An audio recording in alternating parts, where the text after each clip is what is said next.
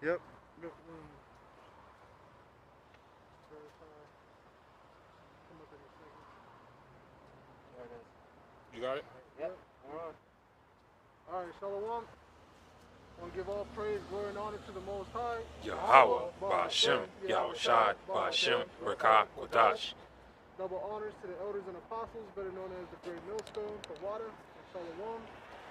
Shalom to the elect, the 1/3, the 144,000, and our Akim out there pushing the doctrine of Yahweh Ba'ashem, Yahushad, all right, in truth, faith, and in sincerity, Tawada, and as well as death and destruction to 2/3 and all the wicked. All right, you might want to keep the umbrella more that way. All right. Yeah, man. Shit, November 1st, you got this presidential election coming up, man. You know, and stores, people, they're ready to riot, man. Win, lose, or draw, whether it's Trump or Biden, you know, people are ready to freak out. But if you notice, you know, here in America, people, they don't go after the politicians. They don't go after the real crooks. They go after each other. They go after each other who are powerless to change any of these things that they're complaining about. So, you know, this whole society, you know, is nothing more than a giant Roman Colosseum. It's a bunch of fanatics, a bunch of fans fighting for their idols, man. And the scriptures tell you that these people, they're mad upon their idols, man. They've gone crazy for them. You know, their whole life will be dedicated to them. You got people out there that will change their entire face and all types of things, okay, in order to appear like, Angelina Jolie or whatever the case is. Yep. Jeremiah 15:38, a drought is upon her waters, and they shall be dried up, for it is the land of graven images, and they are mad upon their idols. Yep, this is the land of graven images. Everywhere you look, everywhere you see, there's some sort of a graven image that you got to come to worship. And the next biggest idol to worship is going to be this mark of the beast, man. That's the next biggest idol that these people are going to be, desperate to take, man. Because people want to be able to go outside and not have to be 6 feet apart. They want to be able to, go to the Coliseum. They want to be able to go to, the clubs. They want to, wear their sexy outfits out. They want to go, for the holidays and be around family. You don't know what you're missing until it's gone type of mindset. So all the basics in life, people are going mad not being able to do the simplest of things, right? They want to go to birthday parties. They want to have surprise parties. They want a vacation. They want to, do all these things, man. And so whatever situation comes down the pipe for people to be able to go back to quote-unquote normal, they're going to take, man. They're going to willingly accept the solution that Esau, the so-called white man, the devil, all right, Satan himself, is going to give. He's going to give these people. They're going to take it willingly, man. Especially women. Women are going to jump all over that chip, man. It's going to make them more empowered. And the scriptures tell you that a woman shall compass a man. The woman is already getting moving up more and more in society. As she's finding out that equality isn't for her, she wants to just be put on a pedestal and never be taken down. Micah 2:10, arise ye and depart, for this is not your rest, because it is polluted, it shall destroy you, even with the sword destruction. Yeah, this is not your rest, man. This is not a place where you're supposed to be, feeling good and great about, just living life, man. This isn't your homestead. This is just a mere stop in the transition to righteousness. Okay? So you're not supposed to get conditioned to staying here. Okay? This is just a temporary dwelling place right now. This is a temporary condition for us. Okay? Our rest is going to meet us with the destruction of America, man. the only way to have peace on earth is with America destroyed. Right. Because even to this day, this same generation will be like, it wasn't me, it was my grandparents. No, it's still you though. Because what are you doing to reverse the stuff that's continuing that your grandparents started? That's the problem. The problem is you have the ability to turn it around, but you won't. And that's because you're created to be that opposition. Okay? The so-called white man is created to be the opposition of the world. You notice everywhere he goes, he rapes, robs, murders, steals. And the generation now, what are they doing to correct it? Nothing. Again, they're powerless. Right? But they'll start all these movements and GoFundMes, and they'll make waves and things that are unimportant. But for the meteor matters of life, there's no effort. Psalm 94 and 20, shall the throne of iniquity have fellowship with thee, which frameth mischief by law. Yep. You're talking about never peace. Yep, the throne of iniquity, man. You know, it frame is mischief by a law. It's by a law that they frame their mischief, man. You know, it's mandatory for, you know, divorce proceedings, you know, and the woman to walk away with things. First of all, a woman's not supposed to be able to divorce a man. Okay? There's very strict conditions on divorce, and the so-called white man, they tell you 50% of the marriages in America end in divorce. Right? So all sorts of madness comes out of it. Child supports and alimony, and the bitch, you know, never worked a day in her life, but because you introduced her to a certain lifestyle, now she's expected to, she can't live outside of her fucking habitat like a goddamn wild gorilla. You know, you pull it out of that jungle. You gotta recreate a synthetic jungle for it. So you pull this bitch up out the hood, you know, and you gotta cultivate whatever it is that you're bringing her into. She's gotta be acclimated to it. And then if you up and leave her, you didn't force her to get a job, an education, a business, or things of her own. So she's walking away with all your shit. You know? So every 5 to 10 years, you just got to give away half of your shit.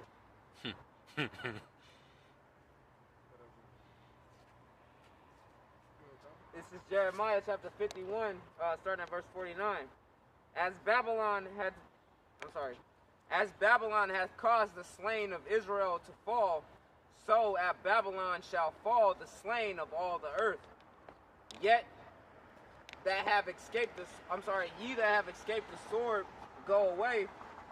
Stand not still, remember the Lord afar off, and let Jerusalem come into your mind. Yep, you see, let Jerusalem come into your mind. Jerusalem literally means the city of peace. So here it is.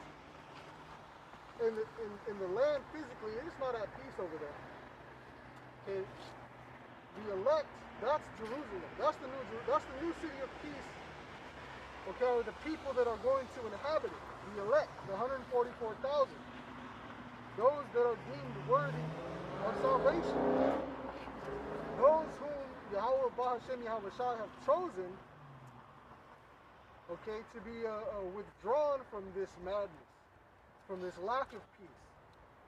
You see, the Most High works in a balance. Whatever you do to one side, you do to the other. Just like in math, they teach you that, right? Whatever you do to one side, you got to do to the other. An order of operations, so to speak. Well, the Most High, in perfect creation, okay, He does all things in a balance. And some things we can see and understand, and other things are beyond our reach and scope of fathom. Okay? So the city of peace is where we're destined to go. Not here. This is not a place for us to be at peace. And with all this stuff going on, you see women are more lax. They're more laxed, you know. They're very at ease. It says, we are confounded because we have heard reproach. Shame have covered our faces, for strangers have come into the sanctuaries of the Lord's house. Wherefore, behold, the days come, saith the Lord, that I will do judgment upon all her graven images, and through all her land the wounded shall groan. You See, the wounded shall groan. You see, what happened when we got delivered from Egypt was you had our people that got tired of the oppression and they cried out. But our people here, they're not going to cry out the same way. The only ones that are really going to cry out are the elect, man. This destruction isn't going to happen until the elect are sealed, man. You know? Once the elect are sealed, then all hell can break loose. But until that time, you know, we got to wait. And it's got to be fast approaching because you see how this chip is rolling out. Once this, you know, the elect will be sealed and that chip's going to come out and this devil's going to think he won. You know, World War III will bust out and the judgment of this earth with fire via thermonuclear missiles and chariots, okay, is going to help burn this place up, man. So the land of peace is not seeing peace. The Most High ran Israel out of there. So-called Negro, Latino, North American Indian, he ran us out. He had these heathens run us out. And so we don't dwell there, and even the land now, it has no peace. Yeah, was that it on that? This is Exodus 17 and 16. For he said, let me see, verse 15, and Moses built an altar and called the name of it Jehovah Nisi, for he said, because Yahweh has sworn that the Lord will have war with Amalek from generation to generation. Yep. And a lot of people saw through Russia Today and other media sources the Philadelphia protest, which Philadelphia means a city of brotherly love. Mm-hmm. And then you had a bunch of Jakes, you had a bunch of Israelites from the southern kingdom. Okay, they could have been Judah, Benjamin, Levi, probably some northern kingdom mixed in there too. Okay, but they were yelling at these the Jewish people. They called them Amalek. They said, "Get the hell out of here! Go home, Amalek. You don't have, you don't need to be here. Get the hell out." Because the Lord, he actually hates them continually. He said from generation to generation. So he's going to utterly destroy Edom. Okay, the so-called white man. He wants them eradicated. That's right. Okay, he created them to be a whack-a-mole. Okay, he's the Most High's personal whack-a-mole, man. And he's gonna destroy it with. He's just gonna destroy the whole machine. Right? This is Isaiah 48 and 22. There is no peace, said the Lord Yahweh, unto the wicked. There's no peace to the wicked, man. Peace means rest, and the wicked. You know, the wicked are compulsory for evil, meaning bad times. So the wicked, I mean, even in your body, if something is wicked in your body, there's no rest for it. It's decaying. It's attacking itself. You know? And so there's no, your body can't have no rest. You see? Go ahead. Verse 14, Exodus 17 and 14. And Yahweh said unto Moses, write this for a memorial in a book, and rehearse it in the ears of Joshua, for I will utterly put out the remembrance of Amalek from under heaven. See? It says, and utterly put out the remembrance. So we're not gonna remember them anymore, man. You'll go through these words. We'll be reading this book, right? And you'll be like, shit, who the fuck was Amalek? Like, damn, I don't even remember them.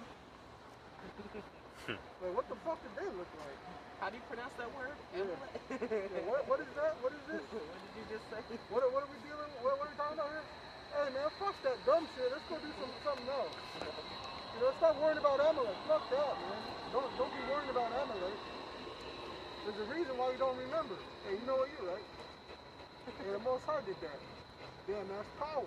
You're like, damn, that's power right there.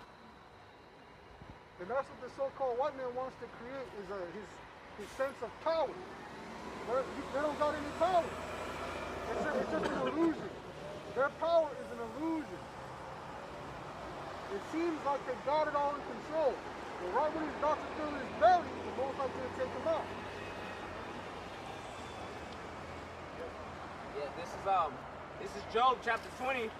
I'll start at verse 19. It says, because he have oppressed and have forsaken the poor, because he violently taketh away in the house which he buildeth not, surely he shall not feel quietness in his belly. He shall not save of that which he desired. Yeah, if you break into a house and you're squatting, you don't really have rest, man. You can't rest easy at night knowing that you took over, a whole household and killed the family and all this stuff. You're like, man, it's only a matter of time before They take revenge. something comes and catches up with you, man. It happens all the time. And so that's the biggest scare for the so-called white man, is he thought he really thinks he got away with it. But in the back of his mind, he still knows, shit, this is all going to catch up to me one day. And time is fast approaching. He knows that he has but a short time. Okay? He knows that he can't run forever. He's ran out of land to move. He's ran out of earth. The earth can't grow fast enough for this man to keep hiding.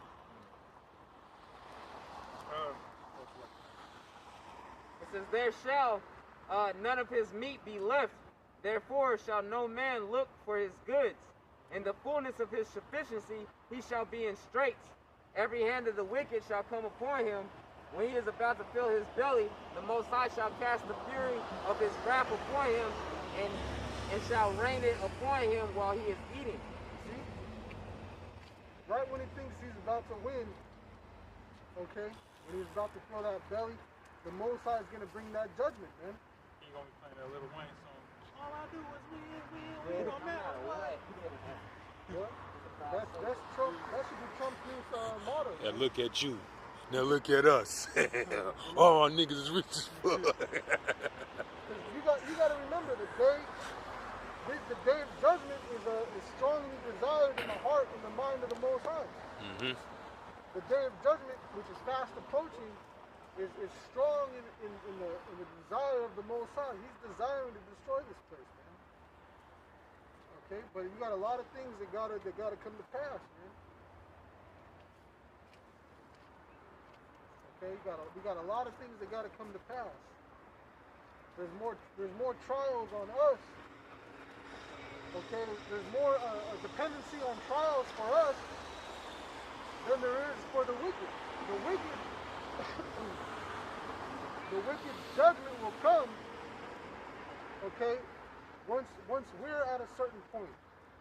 Once the elect get to a threshing point, man. Once we're sealed, okay,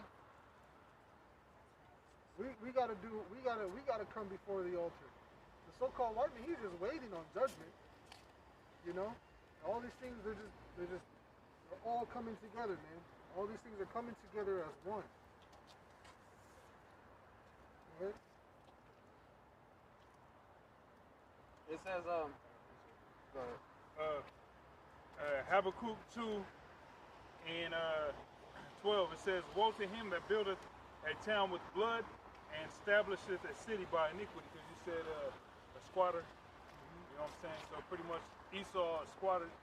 He's squatting on stolen land. This whole land of America. And matter of fact, anywhere outside of the land of Edom, Esau stole it. And he's squatting.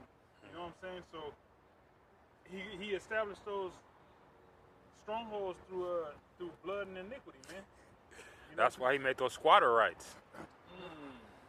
Because he's the main one that was able to steal shit. Because if you staying here for such and such time, and you can take that fucking land. It's like, that's just faulty. That's why the new trend, I guess you could say, the new trend for Columbus Day is going up to people and grabbing shit that belongs to them, saying, "Oh, I discovered this. Happy Columbus Day." You just say, "I discovered this," and you just walk out and they're like, "What are you doing?" Like, "I discovered it. Columbus Day." Because that's the same fucking thing that he did. Because they discovered it. And that's the thing. The so-called white man, he's created himself to be an authority. He said, we discovered it. Mm-hmm. But what about all the other nations that knew about your bullshit? That's why he had to go around and punk everybody and dominate and be, since we discovered, who gives a fuck what they're talking? Oh, wow, these ancient texts can these uncivilized people say something different than our modern scientists?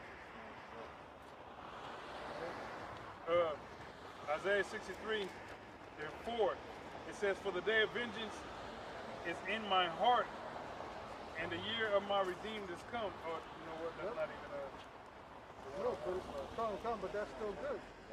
You know? Oh yeah, that's it. The day of vengeance is in my heart. Did you mention something about that? Yep. The day of vengeance is strong on the Most High's mind. And the year to redeem is, the year of the redeemed is coming, man. So, we hope this is the year. We hope next year is the year. That's the mindset we got to stay in. And so that's what I was saying. It's more dependent on us than, to do what we need to do than what the wicked needs to do. Because the wicked is going to be wicked. Yeah. But it's up to us to hold fast and remain and stay and continue to search for the elect, man, to find the sheep. That's our job. Our job is to go and find the lost sheep of the house of Israel. That's who this word is sent to. So that's the whole point, is us to go and find the lost sheep, man. And it says, "My sheep hear my voice." So when they hear this word, they hear, they hear the name Yahweh Shai, they're supposed to wake up, and right away they start changing, their character. They start rehearsing righteous acts, man.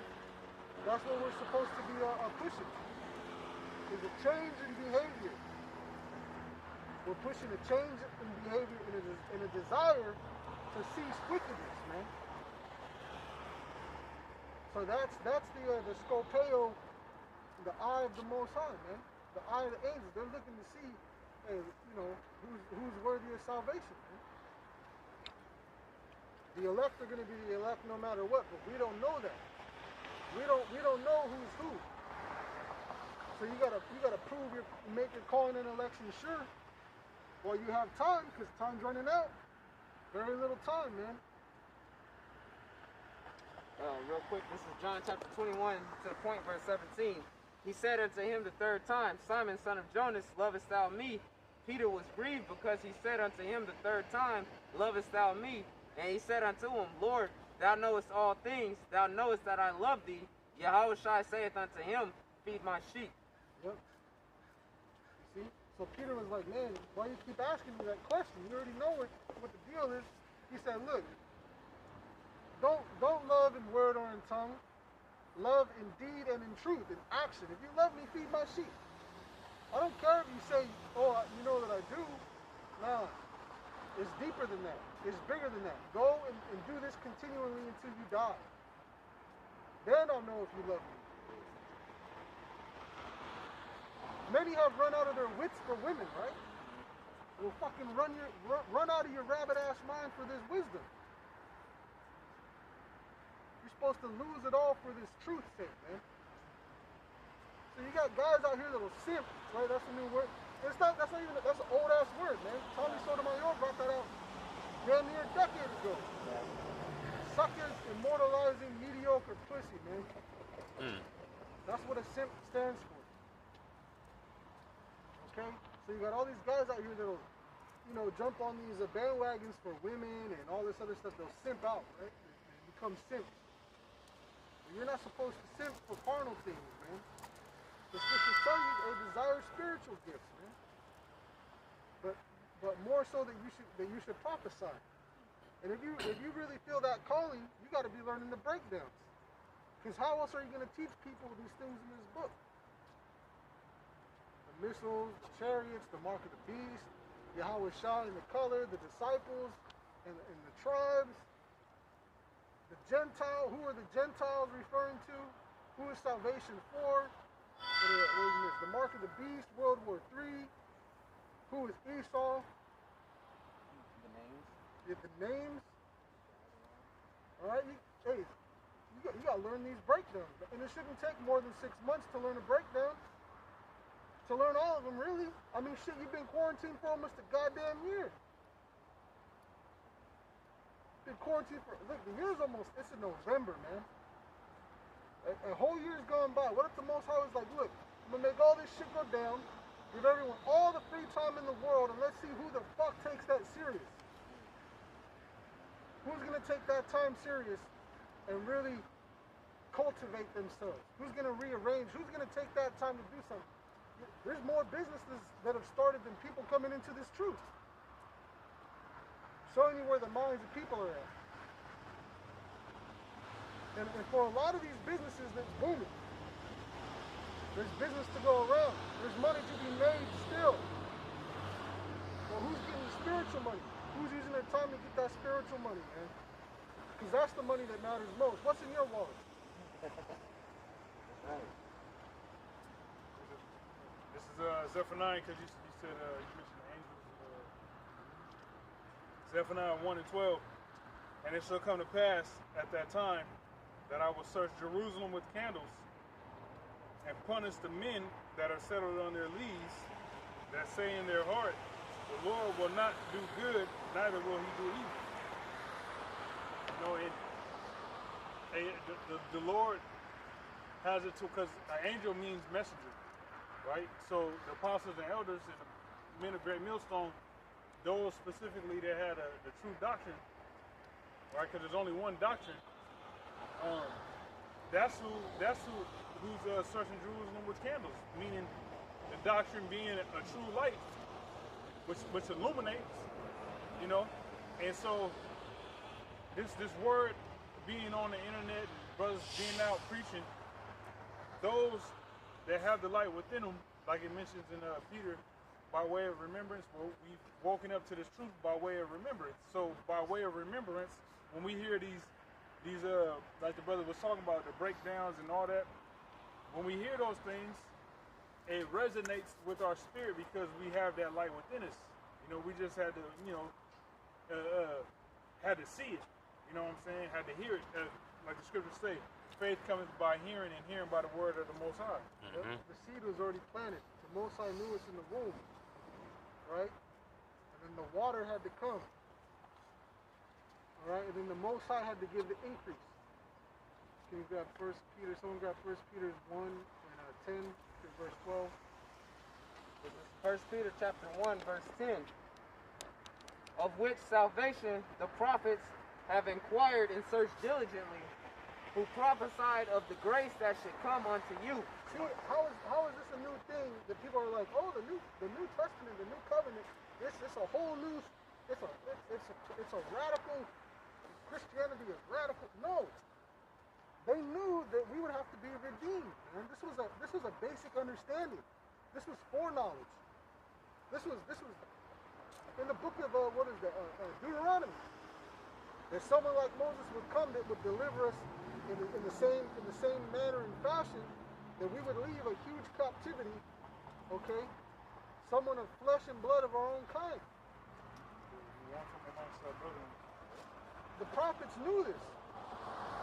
So it's never changed. The scriptures tell you the Most High changes not. Therefore, ye sons of Jacob are not consumed. Read that first. Deuteronomy 18:15.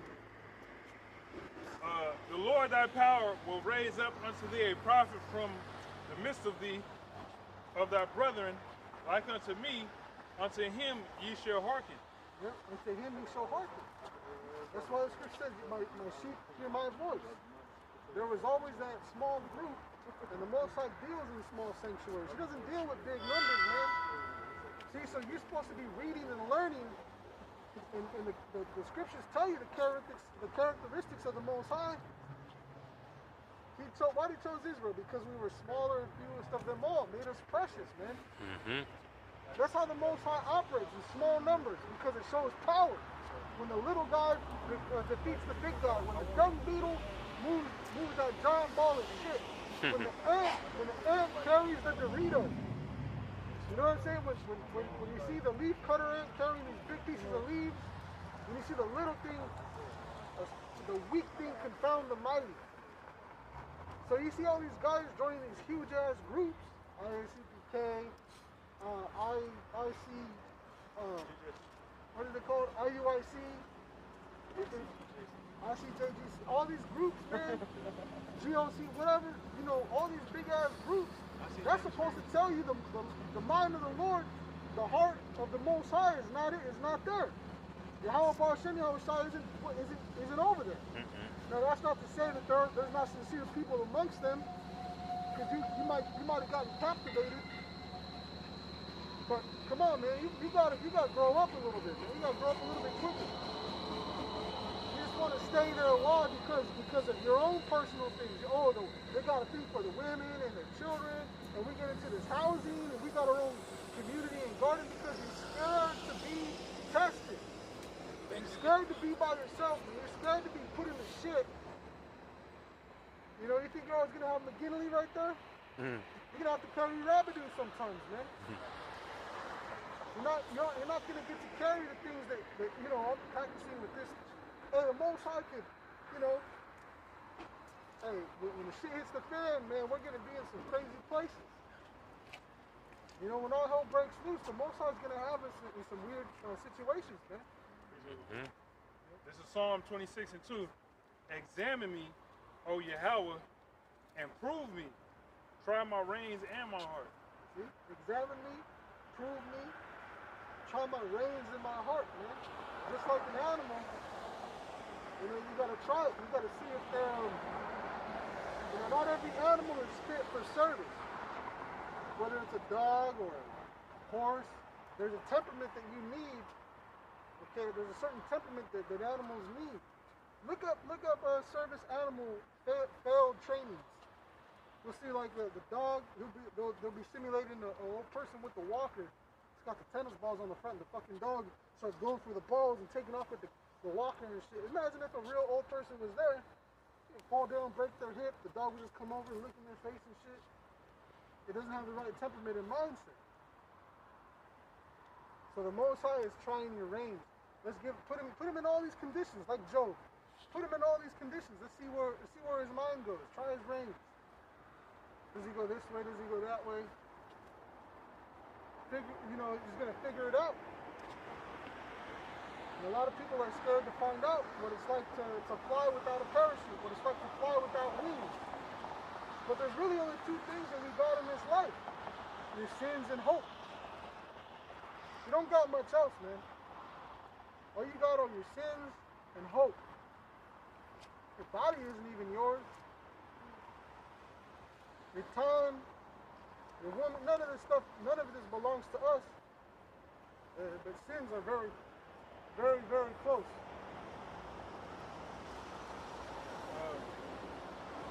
This is a quick precept, just more than Deuteronomy 2. Psalm 17 and 3. It says, Thou hast proved mine heart. Thou hast visited me in the night. Thou hast tried me and shalt find nothing.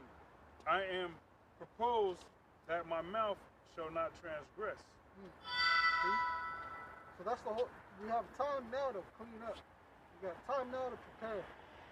So use your time wisely, man. If you clean up and you keep it clean, there's not a lot to clean up afterwards. There's not a lot to maintain. You make the job easier by just taking those extra, those extra precautions. Oh man, shit, I don't know if there's pork in this. Well, it's better if I don't fuck with it. Now they're finding out that there's pork in the cigarette filters, man. Wow.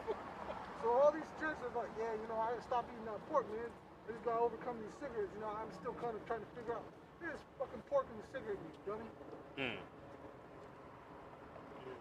Smoking cigarettes, wondering why they're going to sleep, having dreams, and eating bacon and shit. There's Deuteronomy. Oh, they got the song, the saying, if you stay ready, you ain't got to get ready. Yeah. That's the whole point of the parable of the wise virgins, of the 10 virgins, the 5 that were foolish and the 5 that were wise. If you're ready, you stay ready. You don't got to get ready. Like Hope, he's always mad. Yeah. So he's always ready. That's right. This is real quick. Proverbs chapter 3, verse 26. For the Lord shall be thy confidence, and shall keep thy foot from being taken. See? Keep your foot from being taken. Let the Most High be your confidence. And keep your path directed aright, man. when you make this word become your mind and your daily thought process, Oh yeah. it's easier That's to just it right do there. what the fuck was instructed of you to do, rather than to come up with your own idea or try to wrestle with some new thought. Why don't you just do what's already been proven to work? If you actually believe, that's a whole other ballgame. That's a whole other field to step into. Believe. Second Ezra 16 and 75. It says, "Be ye not afraid, neither doubt, for the Most High is your God." Mm-hmm. Don't be afraid. Don't doubt. The Most High is your guide. These words are written aforetime. Have been written for our learning, man. Since the prophets of old told us about these things, man. This is all foreknowledge. This means like foreshadowing in the story, telling you and showing you things before they either come to they come to pass. The meaning of those things that happen in the future. You already know what's going to take place in the future, man. We're fortune tellers. You got this word, you're a fortune teller. Hey, look, man, 1/3 is going to make it, 2/3 is going to be destroyed. The so-called white man is going to be exterminated. And these people who aren't given credit for everything are going to rule the planet. They're going to rule existence. Not just the planet, existence, man. We're not playing for fucking Maseratis and $1 million mansions. We're playing for existence. That's the spiritual fight, man. Yep. Infinity. We're playing for infinity. And the status, wouldn't you want to hold the highest status possible for infinity? Mm-hmm. You see people make these world records and they get broken out every year, right? Hey, the Most High's got 144,001 positions that are going to be finite. We'll never break that record. That's better than a fucking Mayweather belt. That's better than than who the fuck is Troy, Achilles of Troy. You know, the warrior, the great warrior of the Battle of Troy. Hey, they're about to be erased the fuck out, man. That's right. 1 Corinthians 6 and 3. Know ye not that we shall judge angels? How much more things that pertain to this life? How much more things that pertain to this life, man? Fortune tellers, man. Judging angels, messengers. You got all these people that say that they're sent by the Heavenly Father, yet if they speak not according to this word, you know there's no light in them. All these churches and shit, man. Okay? You find out, who is that, the singer from the Cranberries, I think it was, or the sang Zombies. She went, The Irish chick? yeah, she got blackballed because she was on Saturday Night Live. She showed a picture of the Pope, and she said he was evil and that he was a pedophile. She ripped up his picture on stage, and they blackballed her. Oh, you know that's right. They ain't gonna have that. She was right. They ain't gonna have that. Yeah, but she was right, and now it's coming out that what? Oh shit, there's actually pedophiles in there. Like, oh damn. Mm-hmm. You can't hide behind phylacteries anymore, man. It's about merit. Okay. What was it on that?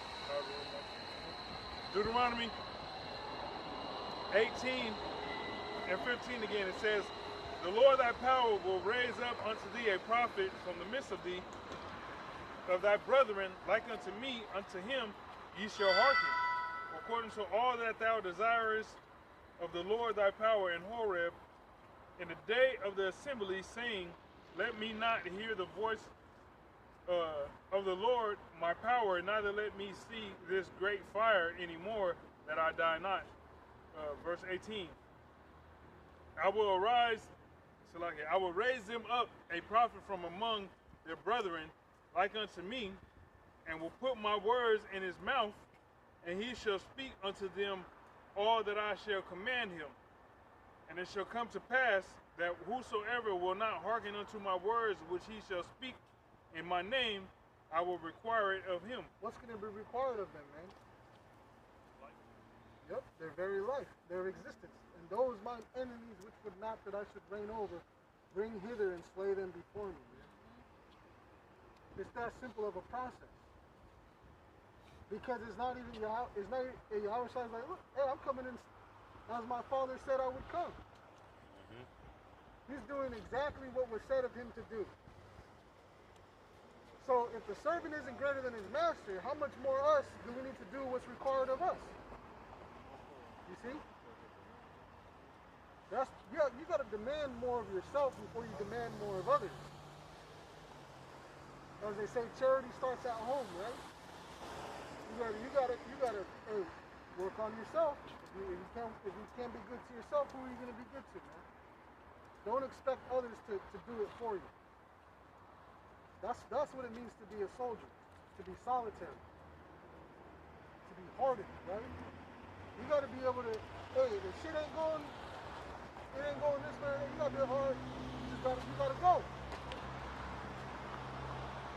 You can't, at the end of the day, you gotta work out your own salvation with fear and trembling, man, that's it. But that's gonna be a common trait and mindset for the elect, man. Okay? So the prophets in the New Testament, what we're reading in where are we at? 1 Peter, the first chapter. Yep. Okay, let's pick that back up. This is back in 1 Peter chapter 1. You want me to restart verse 10? Back at verse 10 it says, of which salvation the prophets have inquired and searched diligently, who prophesied of the grace that should come unto you. Yep, he prophesied of the grace that should come. What is grace? The grace is a pardon. The Most High is pardoning our inability to be 100% lawful in the flesh. That's what he's pardoning. You can't keep the laws. If you break one law, you're guilty of them all. And the heaviest penalty for breaking a law is death. So say you do something that's unworthy of death, but the Most High is like, no, fuck that. You know? So there's that grace is come unto us, man. Because we were made subject unto vanities that we might be prisoners of hope. Hey, because not all of us have hope, man. So shit, even hope is a gift. So we don't even got, you know, I mean, for those of us that have hope, I hope we got it till we receive that salvation. That's it. Go ahead, Papa.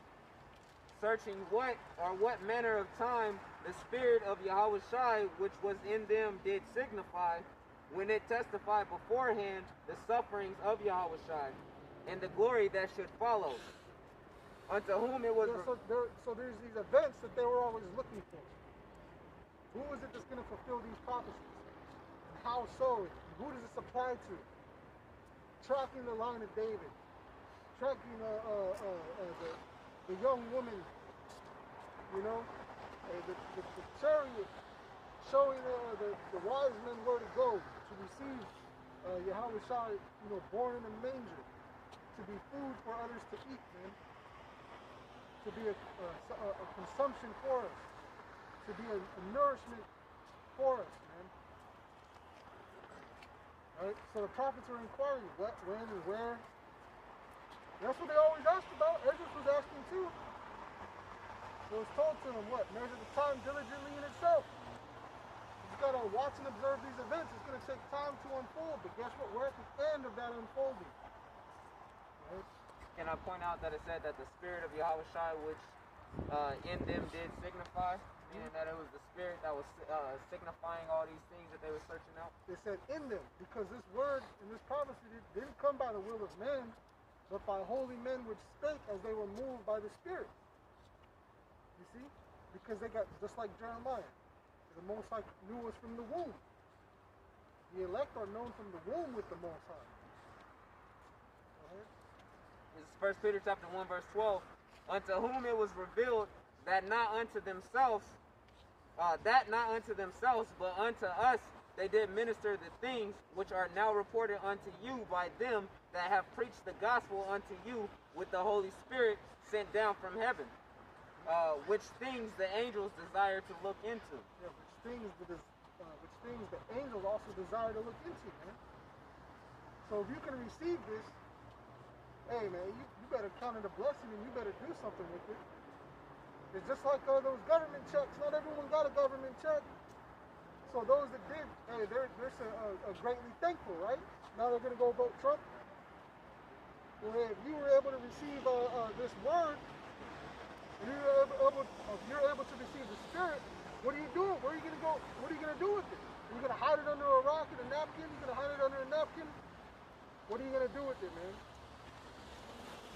it's time to show talent. Everybody wants to showcase talent on America's Got Talent, or The Masked Singer, or So You Think You Can Dance, all these stupid ass shows, right? But this is the greatest thing to showcase, man, is this word, this gift that you've been given. It's the greatest thing to showcase. You see? That was pretty much it. You got something else? I just want to read verse 13. It says, "Wherefore gird up the loins of your mind, be sober, and hope to the end for the grace that is to be brought unto you at the revelation of Yahweh Shai Mashiach." Hold on, can we read that again? It says, "Wherefore gird up the loins of your mind, be sober, and hope for the end." Hope to the end for the grace that is to be brought unto you at the revelation of Yahweh Shai Mashiach. Yeah, don't just be ready, stay ready. Okay? At the revelation that was brought to you of Yahweh Shai Mashiach, man, of the anointed one. Because there's many people that'll say that they're the guy, they're the guy. But look, if you paid attention, Ezra said what it told you, that having not seen, Yahweh Shai, the prophets with bodily eyes, yet we believe the things that they say. Following, see? Following. My sheep hear my voice. So we're going to be following, man. That's why Paul said, "Be ye followers of me, even as I am of Yahweh Shai." You see? So it's not a hard concept. It's just difficult to grasp for those that it's not designed for. You can't use every tool on every object. You can't go and take out a hex screw. You can't reverse it out with a fucking hammer. It's not gonna work, man. Okay? You can't hammer in, a 3-inch nail with a chisel. It's not gonna happen. This is Romans 8 and 10. For the creature was, because he's talking about hope, for the creature was made subject to vanity, not willingly, but by reason of him who has subjected the same in hope. Because the creature is itself also shall be delivered from the bondage of corruption into the glorious liberty of the children of the Most High. For we know that the whole creation groaneth and travaileth in pain together until now. Yeah, the whole creation, you see? Because here it is, like right now, we're corruptible. Our bodies decay, we die. And even the earth, it tells you the earth is defiled under the inhabitants thereof. So as the ruler is, so are the people. And as the people is, so is the planet. So once the righteous get an authority, it tells you that the world will rejoice. Not just the people that inhabit it, the actual physical world itself is going to be at peace, man. It's groaning. It's like, man, this shit hurts. Taking all this oil out of me. Imagine, you see those shows where they got a creature on a table and it's just being pumped of its fluids and kept barely alive. And they're like, yo, we've been studying this thing for 50 years, keeping it alive. And you're just like, damn, you feel sorry for the creature and shit. You just feel sorry for you. And, in the movie they'll go and they'll release it, and like E.T. Like E.T. Go home. And all he wants to do is E.T. go home. He's groaning to leave, man. This earth itself, it wants Edom, the so-called white man, out of power. All these roads are bullshit. These cars are crap. Hey, shit, the earthquake in Turkey, when the tsunami was that was the earth groaning. That's it, Bitch, get off me! Romans 8 and 23, and not only they, but ourselves also, which have the first fruits of the Spirit, even we ourselves groan within ourselves, waiting for the adoption, to wit, the redemption of our body. For we are saved by hope. But hope that is seen is not hope. See, hope that is seen, it's not hope. Hope, and that's, man, having to grow old and die without receiving that salvation you know, without, you know, like, oh, that I made it to the end. Just like, man, I'm coming back, man. I'm gonna respawn soon. I'm coming back. And you know, and to continue in that hope, that's a strong perseverance. That's the level of perseverance that we gotta maintain. And that's hard. It's a hard thing for a lot of people to fathom, because the people on their deathbeds, what do? They curse the Most High and die. Like, oh, why was I taken out? Da, da, da, da, da. You know, I had so much to accomplish. It's like, no, man, it's your time to go. So there's a whole different mindset behind it. And even the disciples and the apostles, the prophets, they always had that mindset, like, shit, we're coming back anyway. Until we see that immortality, man, that's hope. There's no proof of concept. You go to these companies or whatever, and there's a proof of concept. There's a clay model. There's a 3D rendering. There's some sort of, you know, proof of concept. We have no physical proof of concept. That is what faith and hope is, man. This is why this is hard for people to obtain and keep. This is what separates people, man. But yet, they'll die, they'll die fighting tooth and nail for what? Politics. For Biden, for Trump. Every year they do it. You know, every 4 years they do it. They go to war over their politicians who don't do shit. It's just a puppet, man. Everyone's fighting over who's the main character in the puppet show.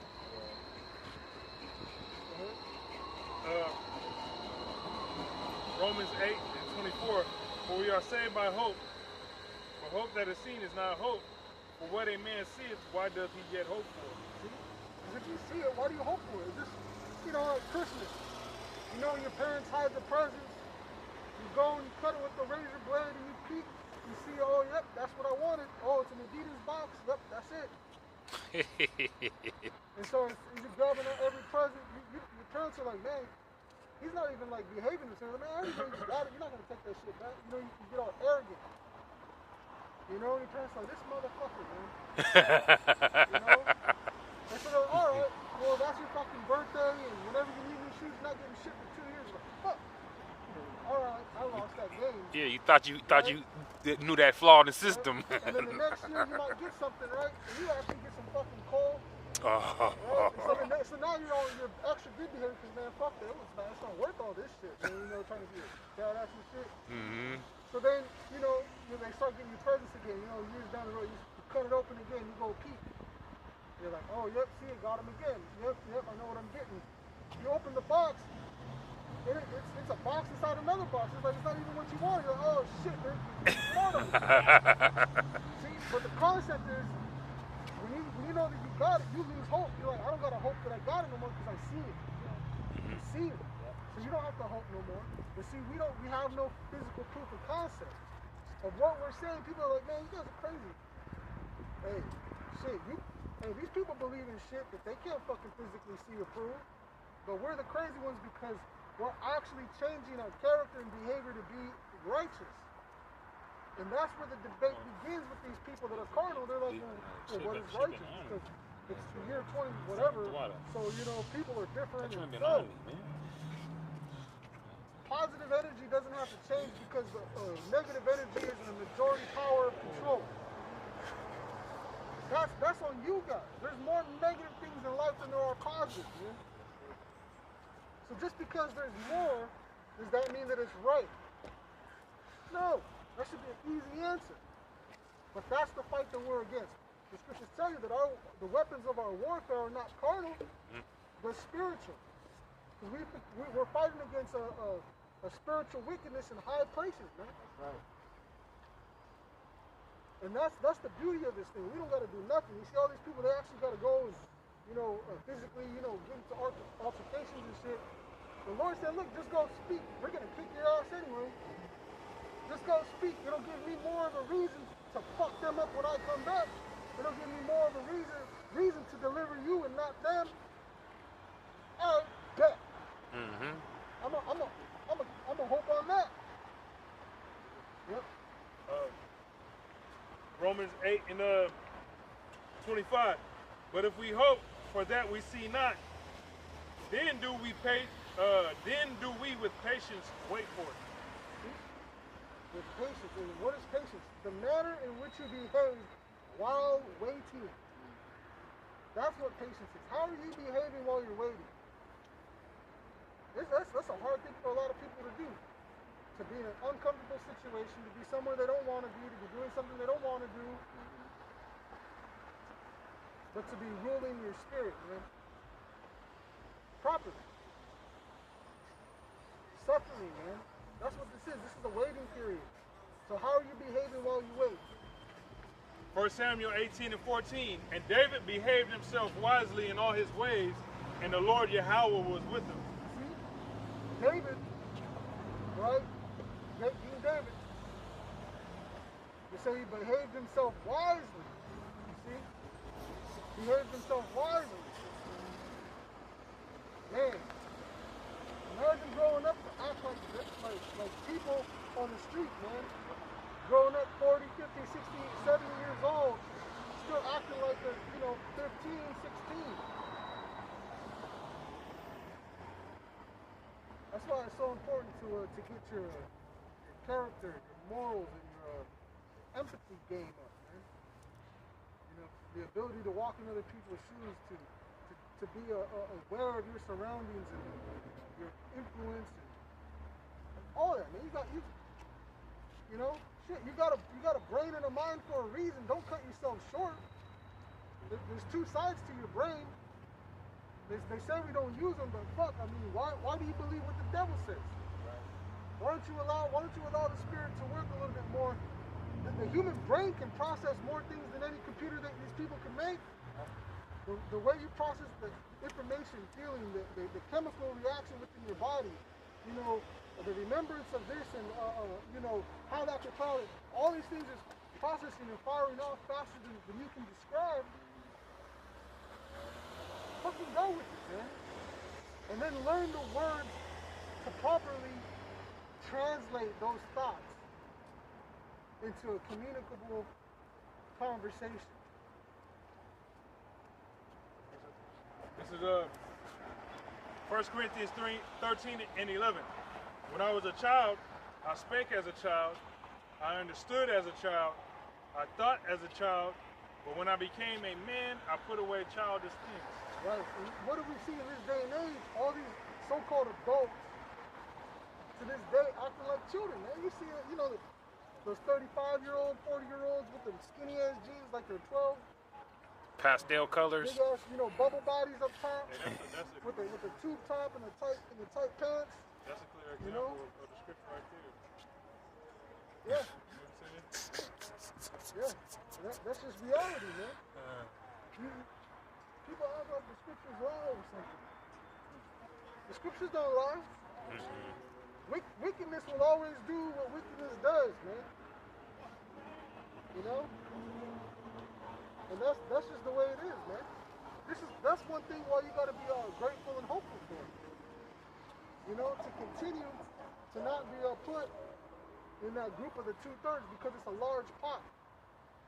It's a large pot that you can get pulled into or sucked into, man. And you don't want to get pulled into that. Right? And what does the scripture say? What does it say? Your sins have what separated you from the Most High? So all these people, you see? So, I mean, shit, we're not even close to the Most High. That's why we got to deal with this son. We got to deal with this son Yahweh Shah. We can't deal with the Most High directly. Is that in on the first Peter? That was it, right? Yeah, I was on first Peter. Grab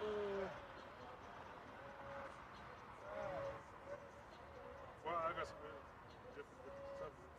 Okay, go ahead. This is Mark. James 5.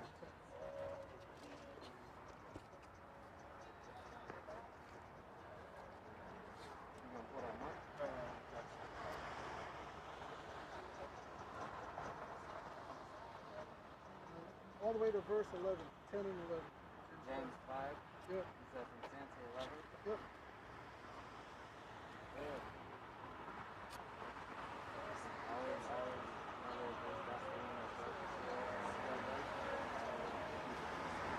They chapter 5, starting at verse 10. It says, take my brethren, the prophets who have spoken in the name of the Lord, for an example of suffering, affliction, and of patience. Can I read that again? Take my brethren, the prophets who have spoken in the name of the Lord, for an example of suffering, affliction, and of patience. You see, take the prophets for an example who have suffered. Man. See, everything you need to know and do, and your whole manual is here. You get a car, your car breaks down, right? You don't got money to go to the mechanic because they're gonna charge, they're gonna tax. And they're gonna charge, even if they fix it fast, they're gonna charge you the full repair time. It's an 8-hour job, they can do it in 4, you're gonna get charged for those 8 hours. Mm-hmm. But guess what? You can go and you can buy a repairman. You can do it yourself. You can buy and even rent the specialty tools. Mm-hmm. And you can do it yourself. Right? The scripture's telling us, look, take our brethren, our kinsmen, according to the flesh, who are Israelites. To whom pertaineth the adoption and the covenant and the glory, right? And all these beautiful things. But even more so, them of the same spirit, man. The prophet. Okay? Go ahead, prophet. It says, behold, we count them happy which endure. We have heard of the patience of Job and have seen the end of the Lord. You see, so the New Testament is constantly going back and citing the Old Testament. The New Testament, it's not recreating some new thing. It's them expounding on things of the past. It's them expounding on things that have already taken place and saying, look, this is the code of conduct from the beginning. There's nothing new that we need to do. This is all old stuff, man. This is all old stuff that we need to be doing. So we come out and we tell people, look, you got a short time. You got to get your stuff together. They don't hear what we're saying. They don't comprehend the importance and the severity of what we're getting at. It's not fun to them. It's boring. What we do is fucking boring to these people, man. Right. They don't like it, man. They don't want to sit. They don't want to stand, listen, sit, watch for hours on end about how they suffer. You know, who in the right mind would do that? Who in the right mind would just be berated? Or maybe a woman, but that's because you're buying her all her stuff. She'll sit there and she'll take it until she jumps off a building because she doesn't know what else to do. Her and her 10-year-old son. You know? It says that the Lord is very pitiful and of tender mercy. But above all things, my brethren, swear not. Okay, that's the passage. Yep. You see, the Most High is got a tender mercy. The Most High has a tender mercy for the elect of His people. He knows that His people. Okay? So when that day and that time comes, there's no excuse for people to say, oh, you know, they didn't have time. They weren't given space to repent. And scriptures tell you, look, you got space right now to repent, man. You know, you got space right now to repent. And you see how that's why even the Lord spoke about the generation being so perverse, and a generation that was what's that word? Adulterous. Mm-hmm. Adulterous, man. A wicked and an adulterous generation. When you try to deal with any of our people, they all got kids. They all got damn kids, man. And so that's the new normal. You got kids, I got kids. Let's make a family. You know what? Fuck it. I don't like you no more, you don't like me no more. Hey, you got kids, let's make a family. Let's make a family. Boy. Yeah, so you go around and you got these kids growing up. And it already happened. This scenario that we're seeing already happened to the Gadites, the North American Indians, so-called. If you go on the res, and it's a whole joke that Everyone's sleeping with each other's uncle or each other's aunt. You know, like, oh, that's my cousin. On which side? Oh, shit. They're inbred as fuck. That's why their teeth are all messed up. They all look, you know, like half walrus people. You know? The tribe of Gad, man, is all messed up. So now you're starting to see that curse bleed over into some of the more well-known tribes, like Judah, Benjamin, Levi, Issachar. The Latin community is jumping right behind it because you got the southern kingdom, you got the royal tribes setting these trends, and the northern kingdom is going right behind you to do it. And this devil, the so-called white man, he knows that. He knows that, hey, we want to get this northern kingdom, we want to get these other tribes. We gotta get the southern kingdom to go off first. So you get them doing what God is notorious for, and pretty soon you're gonna have a bunch of inbreeding going on. And the minds of the people is gonna be more and more polluted. And then you see Edom, the lower class of Edom, doing the same shit. Oh yeah, this is my sister. We got the same mom. Our dads are different.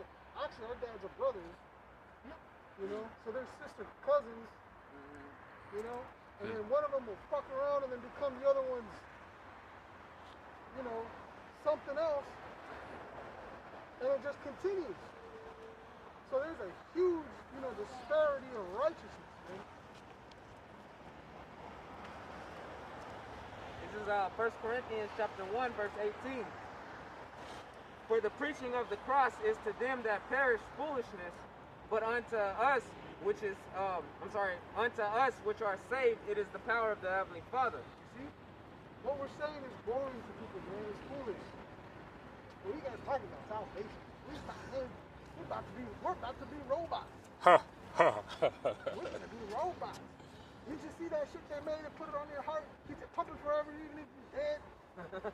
You don't believe in science? Man, they got all that shit coming out, man. And you notice science advances only to benefit these old fuckers that keep dying. Yeah. You know what I'm saying? They got all these heart transplants. We need to come out. We can't just keep giving this motherfucker heart. We're running out of adults and kids' heart. We tried that. This shit only lasted a few months. Yeah. So, you know, after raping them and killing them, there's no... Well, now what they're doing is having donors that they're growing up from kids. They're growing them up just to take their fucking shit from them. Yep, and that's the whole point of them growing things inside bags. They say, oh, we can grow life in a bag. We can grow sheep in a bag. They want to grow organs. Remember they grew a fucking ear on the back of a rat? Yep. So they want to grow organs. You see? These are those miracles the scriptures are talking about that the wicked are going to do. They are going to make people flock to them. They're like, oh man, you know, you can look however you want, change your face, your body structure, mess with your vocal cords, take hormone pills, do all this shit. You can live forever if you got the money. Remember the Russians are believers. The Russians are doing that whole removing someone's head and putting it on another fucking body. You know? Taking someone's brain out of their body and putting it in another body. Man, these people are sick. So you can't say that this is a place of peace and prosperity when you have people literally doing this weird ass shit just to live, man. That's not life. That's not fun. And you gotta have a sick ass mind to say that otherwise, man. You really do. You gotta be some sort of sick freak to say that that's good and that's progress. That's not progress, man. That's going backwards. We used to live for 1,000 years naturally. We used to live naturally for 1,000 years. Now you're purposely cutting up your body and shortening your life and your skin and all this other stuff to try to live longer. You're going in the negatives, man. You're going in the fucking negatives, man. You see, and all this is it's a joke to these people. Preaching of the cross is foolishness to them that perish. We're looking for life. So you see the opposite? We're looking for life, so it's not foolish to us. It's foolish to them. For it is written, I will destroy the wisdom of the wise and will bring to nothing the understanding of the prudent. Where is the wise? Where is the scribe? where is the disputer of this world? Have not the Most High made foolishness the wisdom of this world? You see? Have not the Most High made foolishness the wisdom of this world, man? Because the wisdom of this world, it's not going to profit you anything. To know why, why plants are green, why is the sky blue, why is water wet?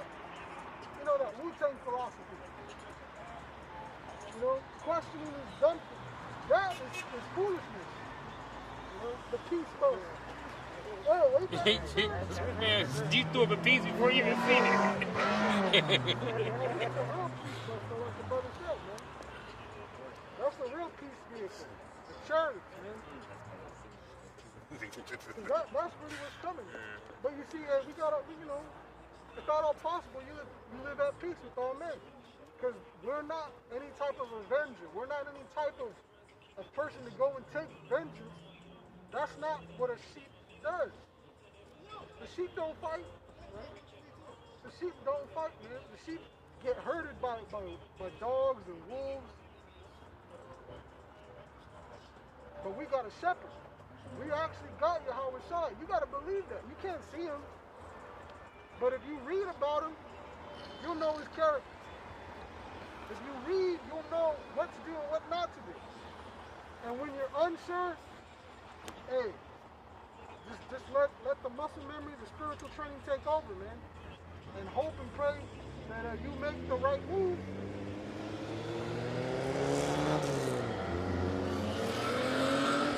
It says, for after that, in the wisdom of the Most High, the world by wisdom knew not the Most High. It pleased the Most High by the foolishness of preaching to save them that believe. Yep. It pleased the Most High by the foolishness of preaching to save them that believe, man. So if you believe, what do you got to do? You got to preach. You got to preach, man. To preach means to teach. And if you don't, that's why going back, you got to learn the breakdowns so you can teach. And that's all topical. That's topical. That's, you know, you got to warn the people of the things to come. That's prophesying. But to teach them, to instruct the minds to change. You know, for them to see within themselves and internalize that change means more than just someone, oh, you got to do this and that. Then they go do it, but they're not doing it out of the sincerity of their character. They're doing it because he told them so. So it means nothing. You see? And then it's worth nothing. So teach, when we teach Yahweh Shai too, man. And this is the person you ought to be. This is the type of person you're supposed to become. There is no stopping point of like, oh, yep, I got it, I'm mastered. No. Because the perfection doesn't come into the kingdom. That's the peace and that's the rest. You're not going to find peace of mind like a whole, you're not going to be complete until the kingdom. We're going to rehearse we're rehearsing. We're getting better at it. You put on the whole armor, you know, you put on the whole armor so that you can fight. Stand against the wiles, the trickery of the devil. You put on this armor to stand against the mind of this devil, man. Because that's all it was. Every time you read about Satan or the adversary interacting with righteous men, it wasn't with weapons of war. Nope. Those battles were always with mind, character, and the words of the Most High. Mm-hmm. And that's what you got to get strong and strengthened in. Not shooting the gun at the range and learning little takedown tactics and, you know, how to start a fire in the wet of rain. You know, that stuff is good to know, I guess. But wouldn't it be better if you could just face east and pray and the Most High, like, just have shit happen? This is Jude 1:9. It says, yet Michael, the archangel, when contending with the devil, he disputed about the body of Moses. Durst not bring against him a railing accusation, but said, the Lord rebuked you. So he didn't get into his own feelings. He said the Most High rebuked you, man. He said he didn't dare to bring up against him a railing accusation.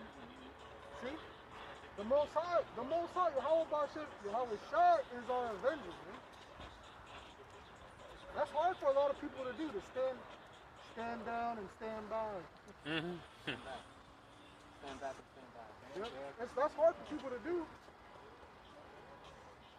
So if you can't do it on a physical sense in the world, then hey, you're not gonna have a chance in the spiritual, man. If we tell you the spiritual things and you believe not, then how much more of the earthly things? And there you have the disconnect. Because it's the same thing. It's the same thing. This is Ephesians chapter 6, starting at verse 10. Finally, my brethren, be strong in the Lord and in the power of his might. Put on the whole armor of the Most High, that ye may be able to stand against the wiles of the devil. It said to be strong in your muscles. It says,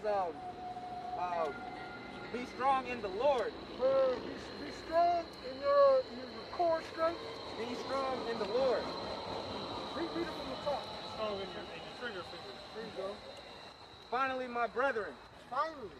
This is a conclusion of something. Be strong in the Lord and in the power of his might. And in the power of his might.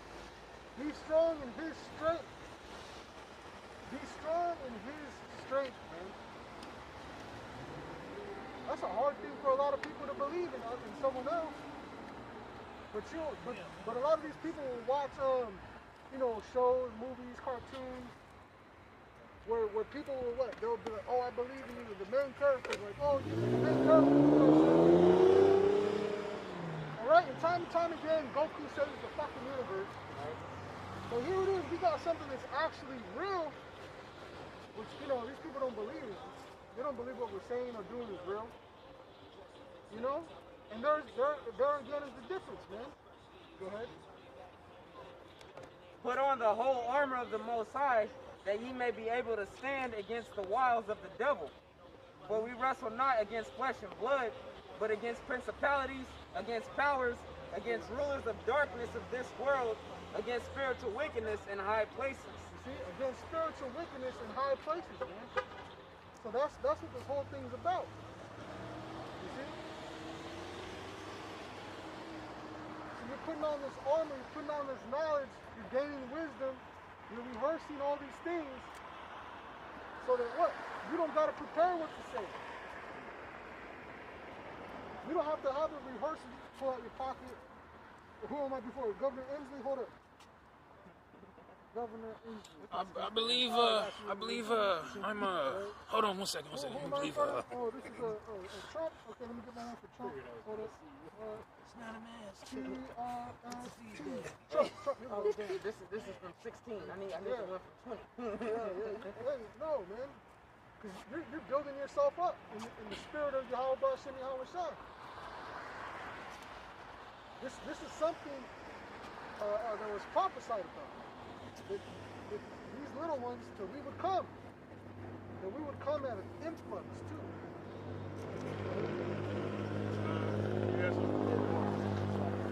It says, wherefore take unto you the whole armor of the Most High, that ye may be able to withstand in the evil day, and having done all, to stand. See, and having done everything in your power to stand. That way you can be like, man, I did everything. Now it's just up to fate. Mm-hmm. If I'm worthy, hey, you get delivered. If not, damn. Fuck. But there's a better merit to trying all the way into the very end.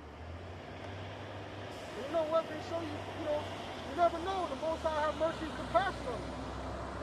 Just to be an example among everyone. You're like, damn, this guy, we have to turn it around in the last second, man. But you were destined, but that person was destined to do that. So that's why hope is so important. It's a very important thing to have hope. And not just hope in the concept of hope, but hope in our salvation for the elect nation of Israel. Right. Was that it? No? Okay, this is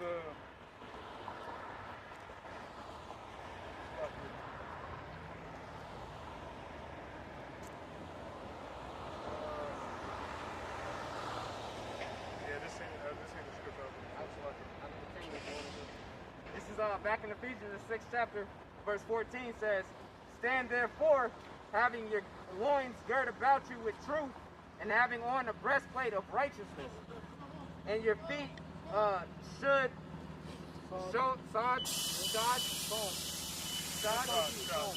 No, it's S-H-O-D. S-H-O-D, shod, and your feet shod with the preparation of the gospel of peace. Above all, taking the shield of faith, wherewith ye shall be able to quench all the fiery darts of the wicked." See, with your feet, where it says, shod with the preparation of what? Of the gospel of peace. Of the good news of peace. Now, why do your feet need to be prepared with good news for peace? Because you got to be going out on the highways and byways. You got to be going out and filling the gaps in the hedges. You got to be a walking example, a living epistle in the flesh. So everything you do in every situation is under a microscope. How are you behaving in this time? How are you behaving in that time? You know, one thing that's hard to do is to find fault in ourselves. It's always easy to find fault in everyone, and it's always someone else's fucking fault, you know? And the best place to test yourself is amongst a bunch of strangers.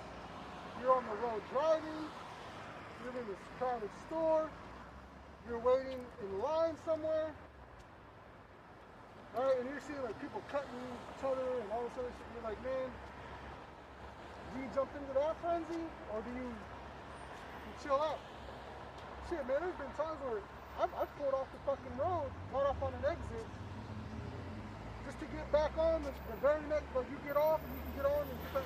Man, I've done that a number of times. Fuck this group of people. You know? I'm gonna chill, alright, get back on. You know? The scripture says it's been all possible to live peaceably with all men. Yep. And you don't gotta contend with people, man. You know? A lot of times there's more we can do for the situations that we're in of ourselves. There's more we can do for ourselves rather than just blaming everyone else around us. Because that's the easy thing to do. But anyway, getting back, okay, your feet got to be prepared to go and be this living epistle. Did I read this scripture? 2 Corinthians 13:5. Examine yourselves whether ye be in the faith. Prove your own selves. Know ye not your own selves how that Yahweh Shai Mashiach is in you, except ye be reprobate. Right. So they got that saying, what would Jesus do, right? Or WWJD, what would Yahweh Shai do? And how would he behave in this situation? And you can look at a lot of situations, right, if you're really reflecting on it, and you could be like, well, Yahweh Shai was surrounded by a bunch of weirdos and strangers, but how did he behave? How did he behave? At what point and for what reasons did he lash out? And to what degree did he lash out in those scenarios?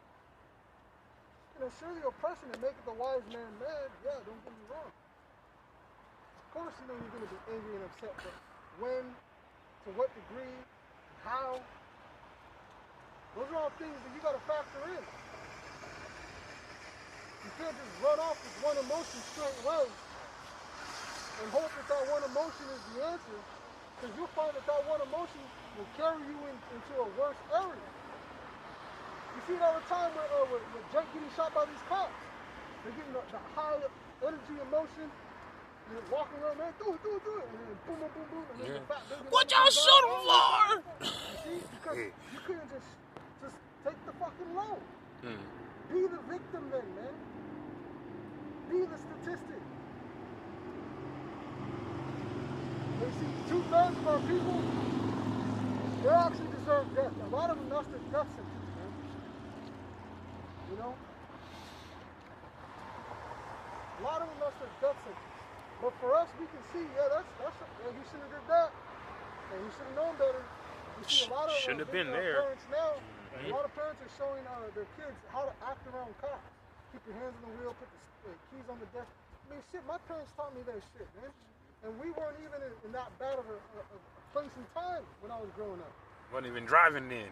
know? Kids, young kids, think you start driving, you better. But still, you gotta be raised up from a young age. Mm-hmm. So even coming into this truth, how much of the old man is blocking you from actually being that newborn creature? And those cats that get killed by the cops, their feet aren't shod with the preparation Of the gospel. of the gospel of peace. You know what I'm saying? They Yeah, they're not teaching. yeah. They're not teaching, so there's no hedge of protection around you. So if you examine yourself, right, you're supposed to be taking these things into consideration. Your behavior. You know, would Yahweh Shai do this? Would Yahweh Shai behave this way? Would he behave that way? I mean, look how he behaved when the boat was in a strong tempest, man. Well, how was he behaving during distress? Was he freaking out like everyone else, or was he cool, calm, and collected? Yeah. Hey, man, you just gotta learn to suffer a lot of things in life. This life that we're living is about suffering. It's not about winning shit. Our reward comes at the end. Anything we put our hand to is gonna fuck up. You know? And not saying the Most High's not gonna bless you and give you things here and there. Because that happens too. There's a balance of these things. But we're looking for an end to be more than our present situation. That's why the scriptures tell you, hey, just be content with your daily bread, clothing and raiment, daily bread. You got a roof over your head. Just the basics, man. The fucking basics.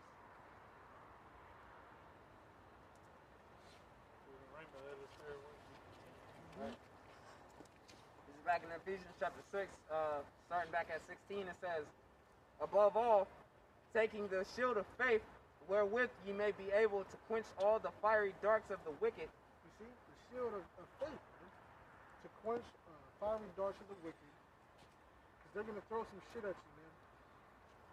They're going to want to go for that chest. But you got that breastplate of righteousness, man. You know, they say you puff out your chest. Edomites, they puff out their chest because they're proud. Hey, we don't puff it out. The breastplate, naturally is supposed to come out a little bit. Yep. So that as you stand, even with your shield in front of you, or whatever you gotta do, however you gotta move it, you're gonna quench those darts, man. You're gonna stop them. But you gotta be prepared. You gotta be prepared, man. You gotta stay ready. And take the helmet of salvation and the sword of the Spirit, which is the word of the Heavenly Father. Yep. And the sword of the Spirit, which is the word of the Most High. So your mind is on salvation. You know, your chest is with righteousness, not with pride. You don't carry yourself with pride. You carry yourself with the honor, dignity, and righteousness, man. And anytime there's a little flaw, right, you gotta point it out.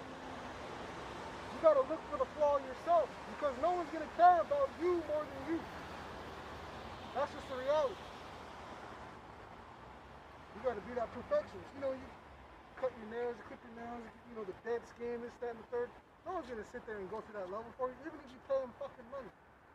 The Chinese people, the Vietnamese people, it's good enough. You like the nail, you like the gel, the nail, it's good enough. They're like, no, man, fix that shit. No, you come back next time.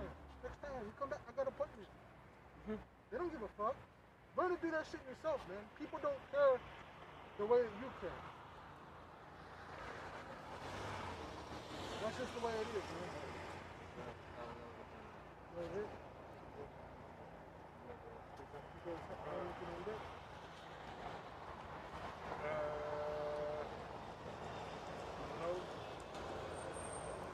Well, I mean, this is a precept to what he read.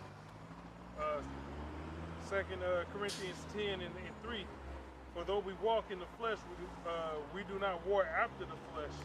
For the weapons of our warfare are not carnal, but mighty through the Most High to the pulling down of strongholds, casting down imaginations and every high thing that exalteth itself against the knowledge of the Most High, and bringing into captivity every thought to the obedience of the Mashiach.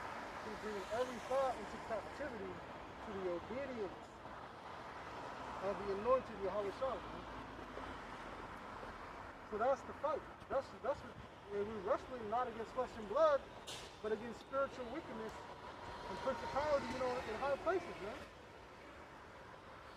And a lot of times, what is it said? The greatest enemy is you. Your biggest obstacle and your biggest critic is going to be yourself. It has to. You have to be harder on yourself than you are on others, man. Because people are going to be too nice to tell you the truth. People will be too nice to tell you that your breath stinks. Isn't that crazy? Your nose is right above your mouth, but you can't smell it. But everyone else can. And no one will tell you. So you can't rely on others to do the things that are healthy for you, whether they're spiritual or physical. It goes both ways. This is something that was brought up a couple times. This is Romans chapter 12. I'm going to start at verse 17. It says, recompense to no man evil for evil, provide things honest in the sight of all men.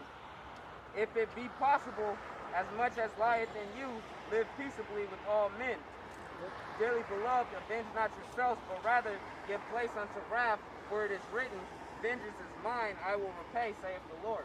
Yep. Just because Yahweh Shai said to treat people the way you want to be treated doesn't mean you physically do that treatment. The Lord said, in all things, however, in whatever manner you would that men should do to you, do you so even to them. So if you want to be treated a certain way, you portray that treatment. So, you know what I'm saying? But you don't got to go and avenge yourself. You just, hey, look, if you want to be that open and honest, blunt, straight to the chase person, then hey, that's what they call that, like a love language. That's like a love language. Basically, children they grow up a certain way and they develop a love language. Some kids, it might be a physical touch, and they always just want to hug. They're real affectionate like that. Other kids, they want space. Other kids, their love language is, doing something. They're like, oh, I'm going to go do this without being told, to show them, that I care. Right, so that's a love language. The way that you behave and portray yourself.